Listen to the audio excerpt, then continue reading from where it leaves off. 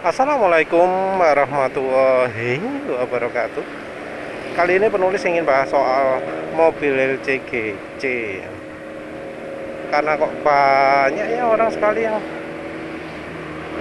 Karena kok banyak sekali ya orang yang meremehkan mobil LCGC itu. Ya memang sih mobil LCGC itu ada keunggulannya yang banyak dikenal juga, yaitu harganya yang murah. Tapi hanya gara-gara harga yang murah ini banyak orang yang jadi meremehkan kemampuan mobil LCGC. Padahal ya sebenarnya nggak terlalu rendah-rendah amat ya.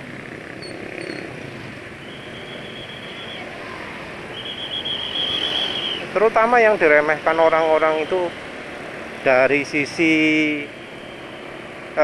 kenyamanan, bukan soal kemewahan ya, kenyamanan dan performa dan reliabilitas. Memang ada beberapa hal yang perlu diakui, mobil LCGC itu minim ya, sesuai dengan harganya. Dari sisi kemewahan ya biasanya memang lebih rendah, fitur-fiturnya lebih sedikit. Jadi nggak ada hill assist, brake assist, nggak ada proximity sensor, nggak ada auto drivingnya, self drivingnya nggak ada, kamera mundur juga kadang nggak ada, park assistnya itu, audio sistemnya juga jelas, bukan kelas tinggi, multimedia TV, fitur TV untuk penumpang, jok-joknya memang kalah ya. Kalau untuk pengendaranya, setirnya nggak ada teleskopik tiltnya, untuk kursi depan nggak ada naik turun, nggak ada kemiringan tempat duduknya. Yang ada cuma sandaran bisa dibuat tegak atau miring, itu aja. Geser maju mundur itu aja. Karena memang mencerminkan harga ya. Soal pencahayaan dalam kabin, soal ABS, ya ABS sih ada ya, ada yang pakai, ada juga yang enggak. Traction control jelas enggak, electronic brake distribution juga enggak. Busa joknya jelas ya, jelas yang murah. Kalau kaca film tergantung yang jual ya, karena ada yang kaca filmnya lumayan ya, nggak panas. Anti karat ya boleh lah, bisa dibilang lebih di bawahnya, walau ada juga yang bagus juga. Yang terutama sih soal mesin ya, mesinnya itu kayak misalnya radiatornya mungkin kecil, terus aliran udara di dalam mesin juga nggak diperhitungkan, angin yang dari radiator juga nggak dibuang ke bawah tapi disirkulasikan dalam mesin. Terus yang bikin komponen-komponen sensor-sensornya cepat rusak gitu ya. Bahkan aliran udara masuk saja nggak pakai yang kayak model-model lebih mahal, yang misalnya ambil langsung dari luar atau ambil dari body gitu ya, tapi ambilnya di dalam gitu, yang akhirnya udara panas masuk ke mesin. Cold air intake ya, saluran masuk udara dinginnya. Kalau untuk dalam kabin juga ada yang soal kekedapan ya. Jadi kalau ya LCGC cenderung lebih berisik lah daripada yang kelas-kelas atasnya. Ya karena memang peredaman itu soal harga juga. Mau murah senyap mustahil lah. Yang paling kerasa itu biasanya yang dari atapnya ya, atapnya yang kelontreng-kelontreng gitu ya, nggak bisa senyap sekali. Yang sering diremehkan adalah reliabilitas. Padahal ya rasanya nggak beda ya, kalau sama-sama buatan Toyota, sama-sama buatan Honda, sama-sama buatan Suzuki.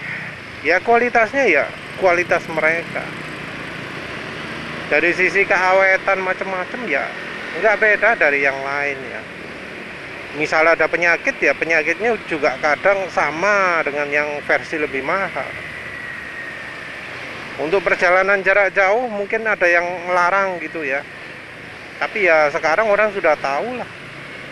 Dipakai jarak jauh ya juga aman. Lawang didesain seperti itu. Nggak bisa ya dibandingkan dengan apa kendaraannya asal dibuat ya, karena buatnya serius kan, buatnya dengan kualitas tidak beda jauh dari yang kelas atasnya, cuma mungkin yang bagian mahal-mahalnya nggak ikutan gitu kan. Jadi dari sisi ketahanan ya nggak beda lah, mau dalaman mesinnya, mau apa jenengnya, reliabilitas part-part misalnya kaki-kaki dari ban, dari pelek kan ya sama. Cara konstruksi juga nggak beda jauh ya, nggak terus moro yang mahal, wah pakai logam ini kan sama saja sebenarnya, standar. Karena kalau beda malah bikin biaya produksi jadi lebih mahal lagi kan. Terus dari sisi kenyamanan, entah ya, kok ada yang bilang kalau mahal itu lebih nyaman. Lebih nyaman dari mananya gitu ya. Ya tergantung lah. Yang namanya kenyamanan terutama dari suspensi itu bukan soal harga, tapi soal apakah dari pabrikannya sudah penyempurnaannya bagus, refinementnya bagus. Dan kalau yang sekarang ini terjadi ya malah yang versi mahal pun penyempurnaannya nggak bagus. Ada yang tetap terlalu keras, ada yang tetap terlalu empuk. Ada versi mahal tapi kalau lewat jalan nggak rata, ngayunnya berlebihan kan ada itu. Jadi ya nggak beda lah antara yang mahal dengan yang murah. Getaran mesin misalnya, ya itu kalau getaran mesin sumbernya kan dari oli ya seringnya. Ya sama saja, itu tinggal pilihan olinya. Memang ada karakter, wah yang mesin misalnya 3 silinder lebih bergetar daripada 4 silinder. Tapi kan ya secara presisi itu nggak beda jauh lah antara yang 4 silinder dengan yang antara yang murah dengan yang mahal kalau sama-sama misalnya 4 silinder. Kalau mobil mahal pakai oli jelek ya tetap getarannya terasa sampai kabin. Kita yang nggak bisa pakai acuannya dari reviewer yang nge-reviewnya selalu kendaraan baru nyis ya, nggak bisa. Karena bisa jadi setelah 1000 km misalnya, karena disuruh pabrikan pakai 0W20 mesinnya jadi getar, kan bisa, performa nggak bisa keluar. Seperti ada yang barusan cerita itu, kendaraan saya tahun 2023 kasar, getar, nggak bisa kencang ya, nggak enak tarikannya. Kenapa? Ternyata olinya. Karena begitu olinya dicampurin minyak goreng, jadi licin mas, jadi enak, jadi apa? Nggak kasar lagi suara mesinnya. Nah, itu kan ya memprihatinkan lah ya. Bicara soal suspensi juga, Yang versi mahal biasanya malah pakai stabilizer. Padahal stabilizer itu sebenarnya adalah untuk mengurangi rolling ya, dan orang-orang itu berpikir bahwa oh, mobil itu harus bisa dipakai zigzag di tol ya. Padahal ya nggak juga ya, nggak semua orang butuh zigzag di tol. Tanpa zigzag jalan 160 pun bisa. Kenapa harus zigzag? Untuk pindah jalur apa harus mendadak? Kan ya enggak, pelan-pelan gitu ya. Dalam waktu 1 detik, nggak perlu sampai 100 milisecond sudah belok, sudah pindah jalur. Kan ya nggak perlu ya. Tapi ya kenyataannya sekarang seperti itu. Yang namanya stabilizer sudah jadi fungsi standar ya. Padahal kalau dulu saya ingat penulis namanya stabilizer itu opsional. Adanya di versi mahal atau di versi sport. Tapi sekarang semua kendaraan, semua mobil pokok agak mahal sedikit sudah dijejalkan stabilizer gitu ya. Padahal stabilizer itu seringnya mengurangi kenyamanan, apalagi karena desainnya nggak mikiri jalan nggak enak ya, nggak mikiri jalan yang nggak rata, nggak mikirin jalan kayak gini nih yang banyak tambal lade soal gludak. Stabilizer itu kan membuat suspensi kiri dan kanan itu jadi gatok kan, jadi lebih nggak independen, lebih terikat. Kalau misalnya ban kiri ngangkat, yang kanan juga ikut ngangkat, dipaksa sama link stabilizernya. Jadinya gimana? Ya jangan harap nyaman lah kalau jalan Indonesia yang tambal-tambal gitu. Orang Jepang sana nggak akan bisa ngerasakan ya, nggak bisa tahu. Oh, ini nggak enak ini kalau jalannya kiri kanan nggak rata gitu. Yang ngerasakan cuma kita orang Indonesia. Kalau misalnya jalan kiri dan kanan itu permukaan jalannya nggak imbang, nggak rata, berat sebelah, tinggi sebelah atau rendah sebelah, pakai stabilizer wah wis nggak nyaman. Apalagi makin kencang jalannya, jalan kencang nggak rata. Bahkan mobil yang sekelas depan nih, Pajero itu bukan sih, Terios Rusia, mental langsung mounting. Meskipun yang sekelas Fortuner juga sama saja ya, meskipun sekelas Pajero Sport gitu ya. Ini depannya Fortuner beneran.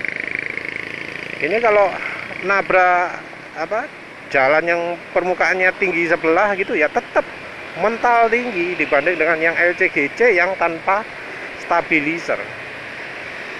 Ini kelihatan anteng banget ketika melewati jalan yang berubahnya bersamaan kiri dan kanan, anteng.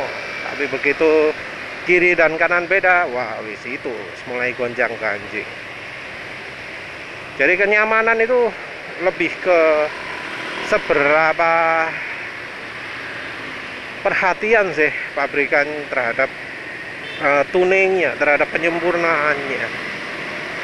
Kalau penyempurnaannya nggak bagus ya sama saja ya. Tapi ya sayangnya kendaraan mahal-mahal itu tinggi ya. Karena tinggi, kalau tanpa stabilizer resiko terguling. Karena sepertinya dari pabrikan itu desain stabilizernya keras, suspensinya empuk. Sementara itu stabilizernya nggak ada shock breakernya ya. Karena nggak ada shock breakernya, gerakannya liar kiri kanan. Belum lagi yang beberapa model shock breaker bagian belakang itu underdamp ya, kurang hambatan, yang jadinya kalau dipakai ngayunya nggak berhenti, akhirnya jadi mual, jadi pusing kayak gitu. mobil Jepang biasanya. Kalau mobil Eropa atau mobil Cina biasanya enggak, karena Cina biasanya copy pastenya dari Eropa, enggak dari Jepang. Terus soal performa, untuk performa kita ini terlalu meremehkan ya performanya mobil LCGC.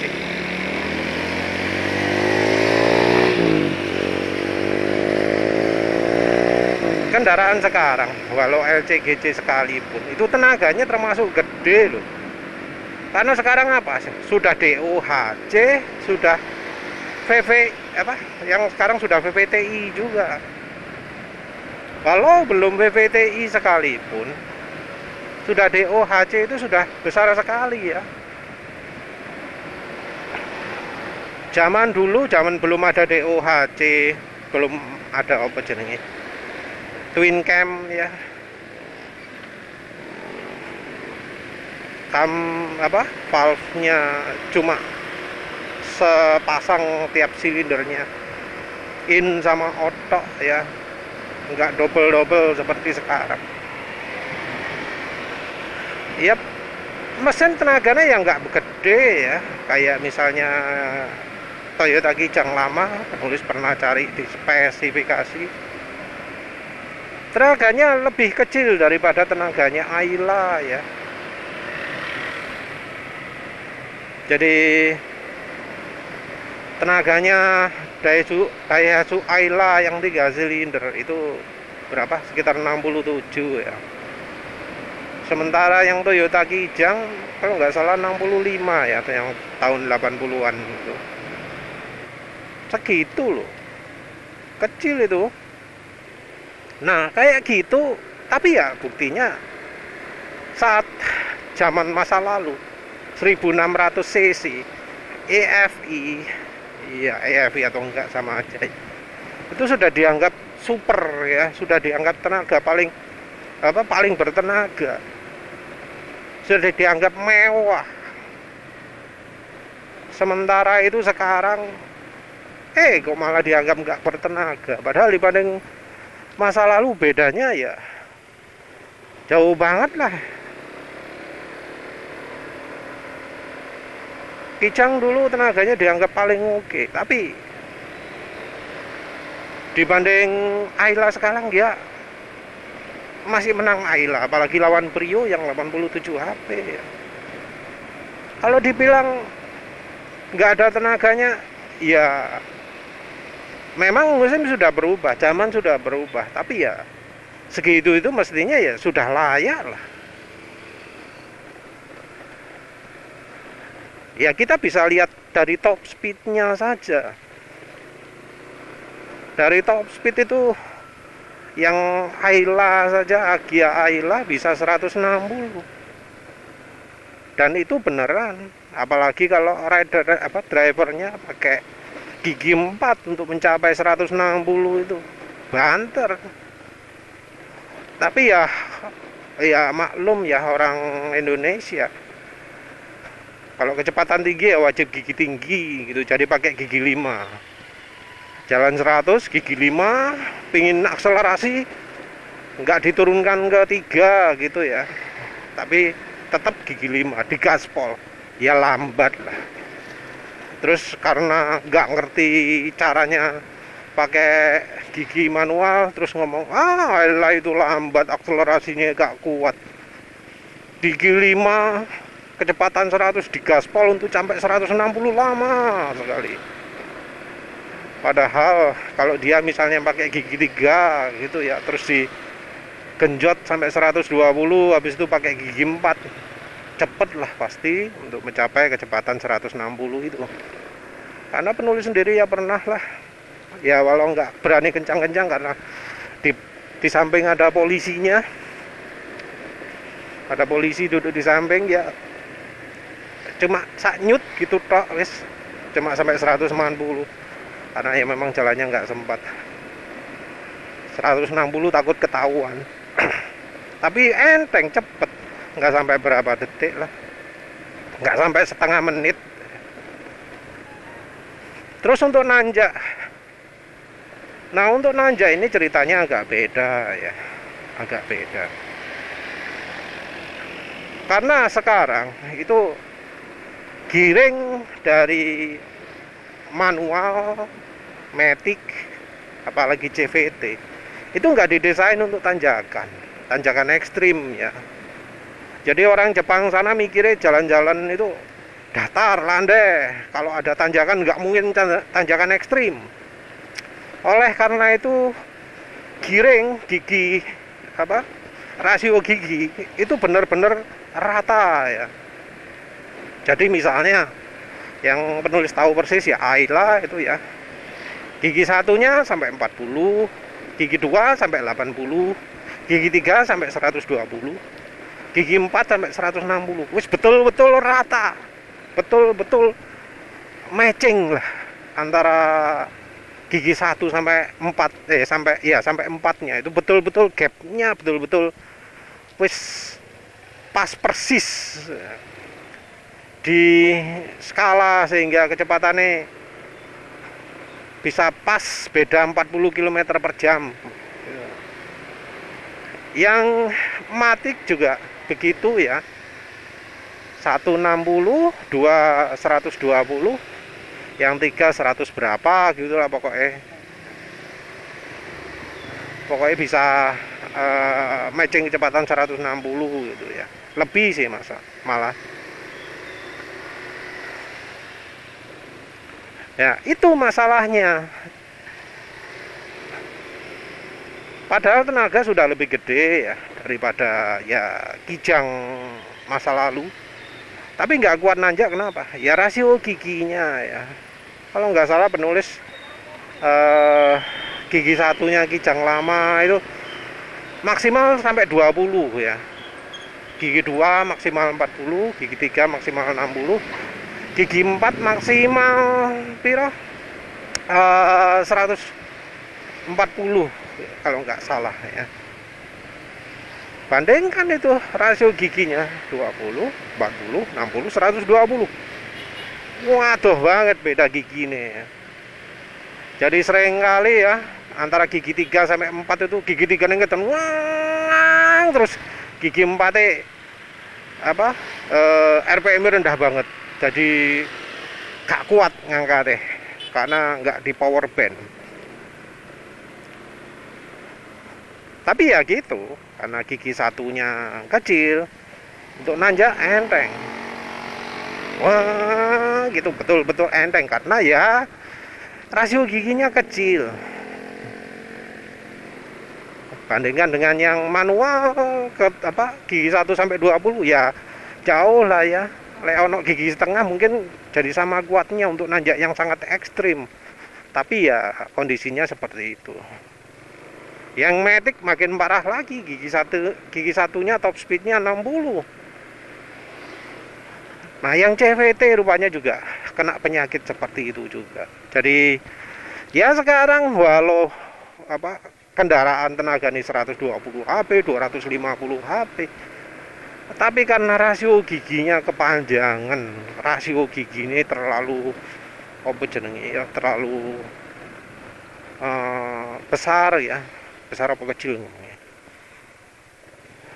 Makanya kalau untuk tanjakan itu lemah sekali ya. Jadi sekarang kan trennya itu giring dibuat rata gitu, 1 sampai 4 sampai 5 6 gitu. Itu bikin nanjak jadi sulit.